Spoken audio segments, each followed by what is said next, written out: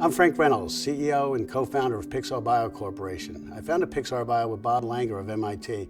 Bob's #1 in the history of medical invention, and a lot of people have told me that the best day of my life was the day I met Bob. I know that Frank envisions Ireland as the centerpiece of his European expansion plans. I think Frank's strategy to include Ireland makes sense on many levels. In Ireland, there are funding opportunities for small and large company support.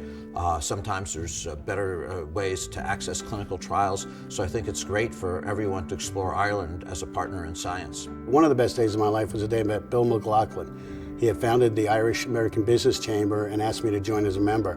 Bill had taken me to the Union League. I was actually bouncing back from a spinal cord injury that kept me in bed for 7 years and really had limited my life in so many ways, and I was looking for a new opportunity to get out and meet people, and Bill introduced me to the Ireland Chamber. Frank was injured after college in his mid-20s, and he went on to higher education to better himself and to get better and to help other people with spine injuries.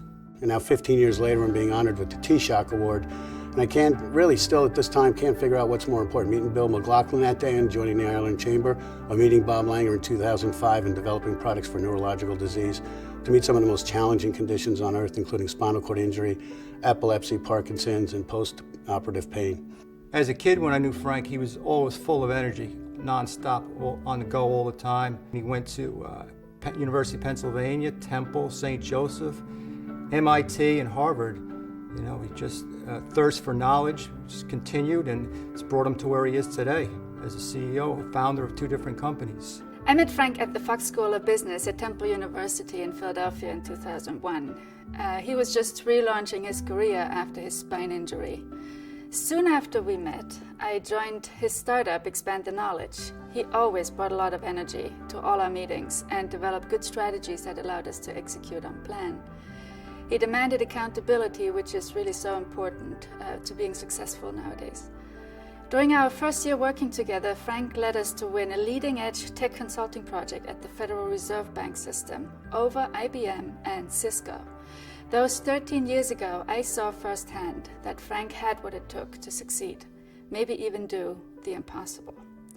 After joining him at In Vivo Therapeutics in 2012, I sat front row and watched him achieve a historically significant FDA approval to begin human studies for spinal cord injury using a device he co-invented. Well, Frank's one of the hardest working Irishmen I know in the life sciences and life sciences technology. You know, he's passionate and he's really driven by his desire to help patients with tough medical challenges. You know, we've discussed one of the keys to success being the organization's ability to take corrective action in both science and business due to daily changes in the marketplace and in science and medicine. And Frank has a way of keeping his organizations flexible to respond to what's needed to succeed. In fact, I remember when we were kids in school, we used to have a candy drive in school, and you had to sell 10 boxes of candy. Frank sold 50 or 60, you know, to win the contest. He was just driven like that, always. I met Frank on the first night of my first trip to New York City on May 20th, 2010. It was the same night that the President of Ireland, Mary McAleese, had awarded Frank a Top 50 Life Science Award for his spinal cord injury research in primates.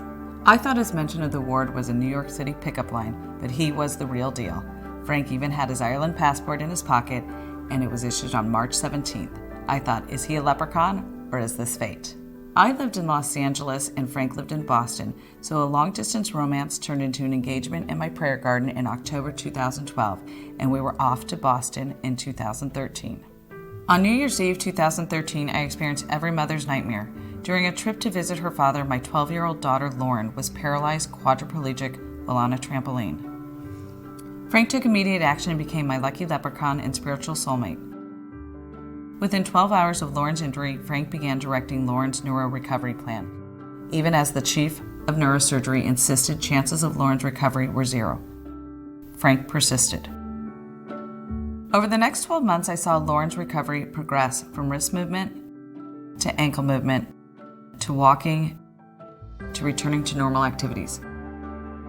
Frank's 20 years of research has saved Lauren and given her a chance at full recovery. In 2010, Inc. magazine said Frank looked like a baby-faced Irish gangster, and they got the tough guy part right. I observed firsthand as the world of spinal cord injury researchers doubted Frank's approach to SCI, but I saw him take action every day to defend his theories until he was proven correct. Sometimes a baby-faced Irish gangster is just what we need to get the job done.